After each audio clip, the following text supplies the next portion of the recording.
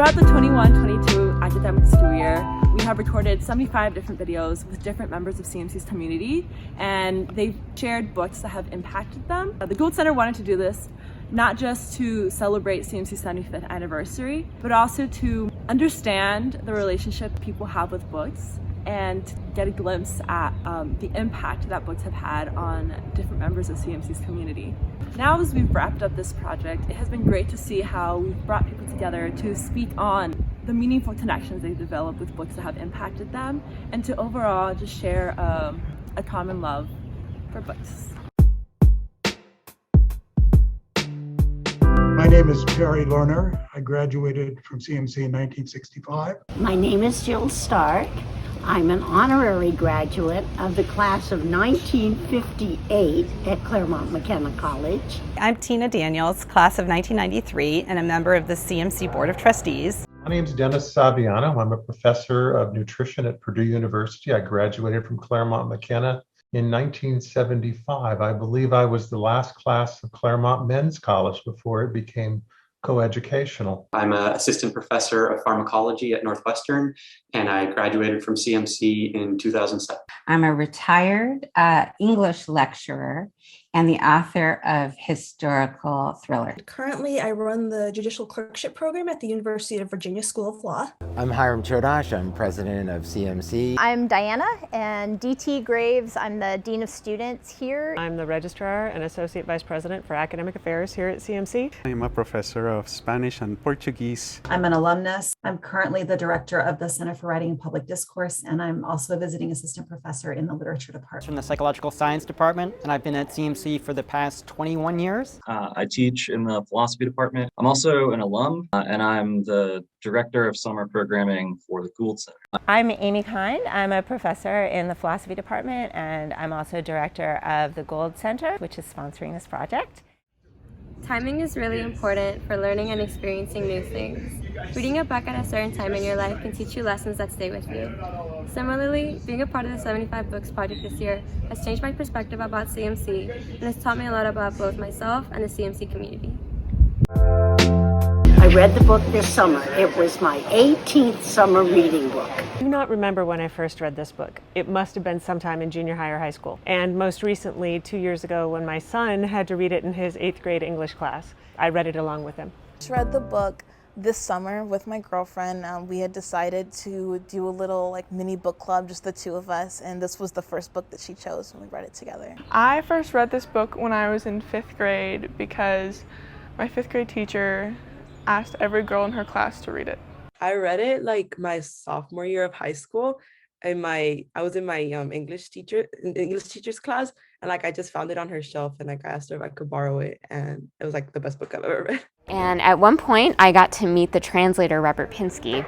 I saw him from afar when I was a sophomore in college, and then years and years later, he was here at CMC. And I had a crazy fangirl moment, and I went up to him. I said, "It's because of you that I'm a medievalist." And he gave me a hug, and it was really great. I heard about Bell Hooks senior year of college. My first job, I was working with high school students, and we were supposed to read a book with them. I wanted to help them read something that's not in the canon, right? Like Fahrenheit 451 or something like that, and I wanted them to read something that they can really reflect and grow, so I chose All About Love. At the time, it cemented my interest in the American Civil War and military history, and which then I went on to start a company that made those games on computer. I haven't read in a really, really, really long time for fun, and after the school year was over, I was just feeling kind of drained, and I didn't want to read anything anymore, but I saw this recommended to me through the algorithm online. I got it and I loved it, and it made me want to read more books for fun.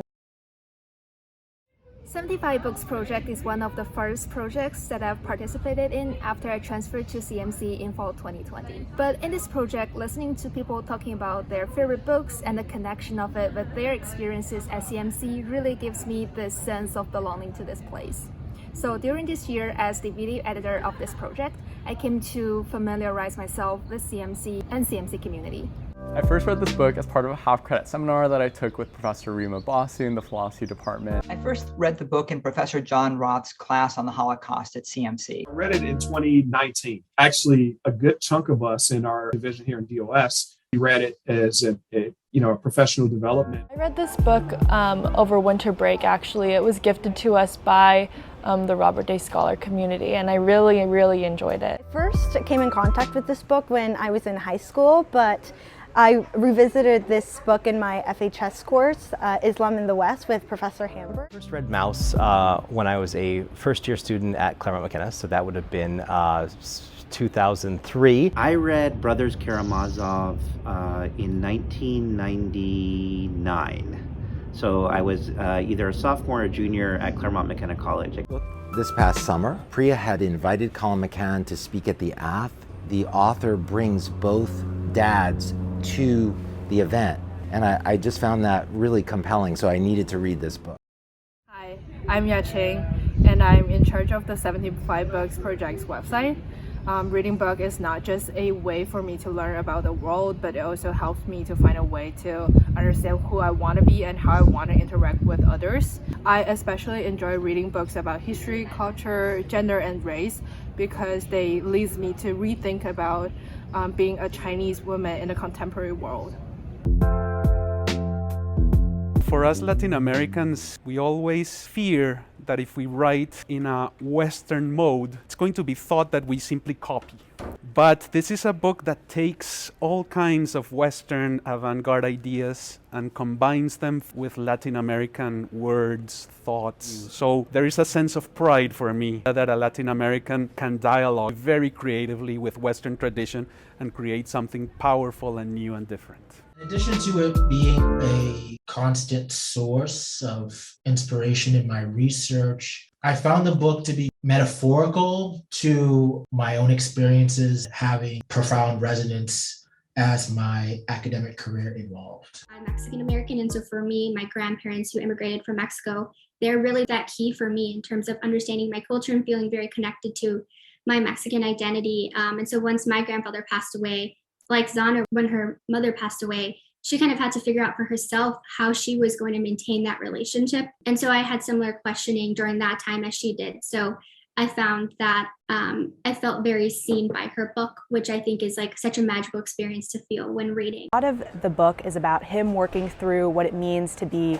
a Vietnamese refugee, an Asian American. So that was a really powerful experience for me to see that it can break this almost boundary of what a lot of Asian American literature tries to do. But I am Jewish, and the Holocaust had always been something that I knew of. I was fortunate to not have family that was directly impacted, but we had family friends and whatnot. And it was something that we celebrated, like Holocaust Remembrance Day.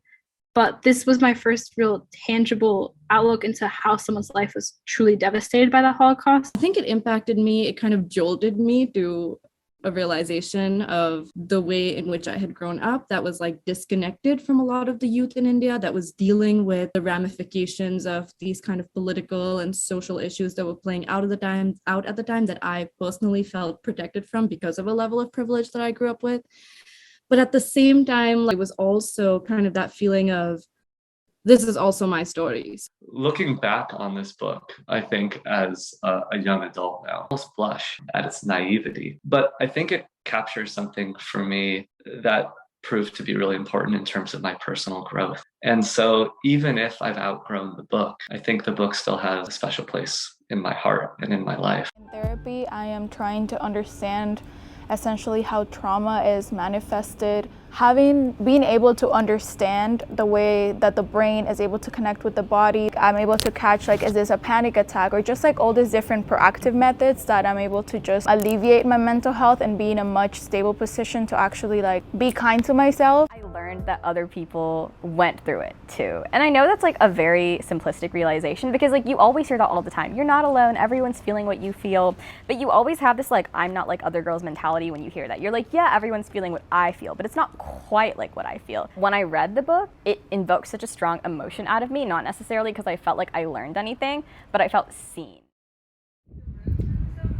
Reading's been a really important way for me to expose myself to ideas and perspectives that I wouldn't ordinarily encounter. And it's been really nice to see in the project how all these other people have had their experiences and perspectives changed by things they've read too. Growing up in Silicon Valley, I was always surrounded by technology and taught that technology was just inherently good. But this book really gave me a lot of new perspective in terms of considering the ways that technology can actually advance insidious purposes and inflict a lot of harm upon communities unknowingly. And so it really motivated me to kind of look at technology from this philosophical perspective and consider ways in which we can incorporate that humanistic lens. You know, there's one scene about midway through the book. Scrooge is reflecting on his apprenticeship, and he talks about the fact that his boss had the power with just a little bit of effort to make his labor heavy or light.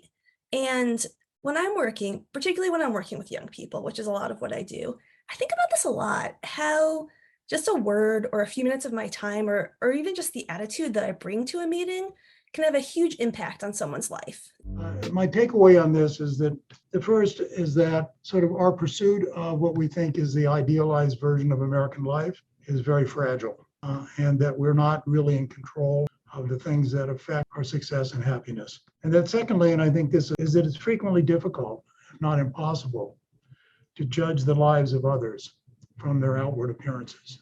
What's interesting in this book is that they describe human as a virus. So I found this kind of thinking really interesting. It's rethinking about the relationship between human and the natural world. Because we exist in this world, we have this worldly wisdom and this constant desire to just feed our immediate interests, right? And the world encourages that. However, learning this proverbial wisdom has really helped me to kind of renew my mind and transform how I see my current decisions and how they impact my future. I grew up being told and thinking that if you just get all A's, you do the extracurricular activities, you ace the tests, you go to a good college, and that's how you're going to get ahead in life, and that's how you're going to win the business. It's just not true, because in most places, it's not how trust is built, and it's not how, therefore, decisions are made. So in a business setting, it's actually okay, maybe a vulnerability or to tell a personal something. Personal side actually matters, and especially cross-culturally. In some ways, I kind of identified with the character Raskolnikov, but I think this book, through kind of looking at the humanization of Raskolnikov, him learning that you can't simply rationalize away morality, still these feelings that can help guide you to truth. I learned a lot from that. I think it's the reason it had such a big impact on me is it really expanded my idea of what storytelling could be, and kind of how to depict events that are hard to talk about. Brothers Karamazov, to me, shook me to my core. For someone who is faithful like myself, it was very jarring to see such an intellectual assault on aspects of faith in the name of reason. But what was really tremendously satisfying in the novel is how Dostoevsky falls on the side of faith over doubt. Hi, my name is Phi, and I run the social media accounts for the 75 Book Project. Something that I think is really special about books is that it teaches you something new. So from my 7th grade science textbook that taught me that the mitochondria is the powerhouse of the cell, to CMC's freshman reading, The Book of Delights, which taught me to slow down and appreciate the little things in life. The thing I learned about myself probably was just to question my assumptions about who is and who isn't a political actor. You don't have to be in politics to really be connected to the political world. In the last 18 months, I think we've all experienced challenges, of course, some more than others. And this book shows that these moments of adversity are actually opportunities for us to foster our communities. What the author does is he discusses the philosophical implications of this, and he discusses quantitatively what this risk looks like for the next 100 years. I think this is something the world should take very seriously. I think he convincingly argues in the book we're sort of at an important inflection point right now for humanity, where amazing technological breakthroughs are occurring, but at the same time, these things are risky. Parker's book is a leadership playbook for creating community. So many CMC alums are outgoing and appreciate the possibilities that come from bringing people together, and this is the expert guide for making the most of those interactions. I think as I start to get older, and especially on the volleyball team, I've been able to be in some leadership positions. I've begun to think about what kind of leader do I want to be and what kind of environments do I want to create. So in reading this book, I've gotten a better sense of my why and my purpose as a leader and the types of environments I want to create. It worked perfectly as a lesson on what is entrepreneurship. So I was deeply moved by the determinations those bookstore owners have on keep running bookstore even in the age of e-commerce. I like to say it's the book that taught me how to love. In short, it taught me that love doesn't need to be reciprocal in order for it to be real. It's humbling in the fact that even as a really trained decision maker, people fall into these patterns. I mean, Kahneman talks about himself falling prey to these sort of shortcuts and intuitive thinking all the time. On the other side, it's sort of freeing to recognize that sometimes you make these sort of intuitive judgments that aren't so accurate, and that's okay. When I think about a fine balance, I think there's something to be learned from this story, that we need to be attentive to what is going on around us and to take care of one another and to try to seek the balance and the good in life. I'd say the biggest takeaway that I got was just to be mindful of the fact that everything can look pristine and just a-okay from the outside, but everyone's internal stories are always different. I recommend it either to students, but I would say more importantly are the various administrators, faculty that are looking to create a more welcoming environment for all of their students, and being able to understand that experience, even if it isn't your own. And I think it's important for people who are in academia because it lets them realize the role that academia can play in kind of public thought and how it can be perverted to justify bad behaviors, but it can also be, weaponized to improve behavior. Bodeman does a really good job of speaking to our younger selves while still reflecting on her own experiences, and kind of shows first-year students that it's okay to be different than the other students around you, and we all have our own experiences and we all react to things in different ways, and I think especially at the Claremont colleges, that's something that we really benefit from hearing from. That's probably what I love the most, was just being able to see how people converted some situations that maybe could have been a little bit too routine, too mundane, but they made it fun by just being awesome humans. A difference about how to react to a situation versus respond to a situation, and being responsive really helps you be a lot more mentally healthy. And life is full of suffering because we have all sorts of stressors that might happen at any time, but how do we be less rigid, be more flexible, and pivot and adapt when we do face those stresses? So I guess the more general lesson is the importance of curiosity and intellectual humility, like not coming into a situation thinking, I have all the answers, I'm gonna just tell people about them, but thinking like, here's a problem we're facing together, let's approach it as equals. Austin is trying to reveal missing narratives or narratives that have been devalued. But to me, in terms of my teaching, this is important too. Both my students and I have a lot to gain from reading diverse texts. And Austin was a kind of gateway to that paradigm shift for me. The way he writes is what I've learned the most about both him and myself, because I feel like trying to emulate that has been pretty difficult, but also knowing that I'm not writing like him, I'm just writing like myself with him influencing me. I think this book offered me a really all-encompassing view of that many different kinds of oppressions are linked in what the author calls body terrorism, how fat phobia is linked with racism, and how that narrative that we tell about ourselves is so created in like this context. I think to me, the idea that we could have like a radically different way of viewing ourselves and our bodies and a different society is so encouraging for me to imagine that future. The biggest takeaways from the book for me is notions like predestination and the meaning of life are so much larger than us that ultimately we're never going to be able to get a set answer to those questions. We're never going to be able to get to the bottom of it. So all that we can do is live life in a way that's meaningful to us, and love the people around us and do the things that are fulfilling to us. Hi, I'm Axel. I was the video recorder for this. You might have seen me around on campus filming my videos beside the cube. Thank you so much for watching all of these videos and following with us for the year. It was a pleasure to meet the CMC community. Yeah, thank you so much. Bye!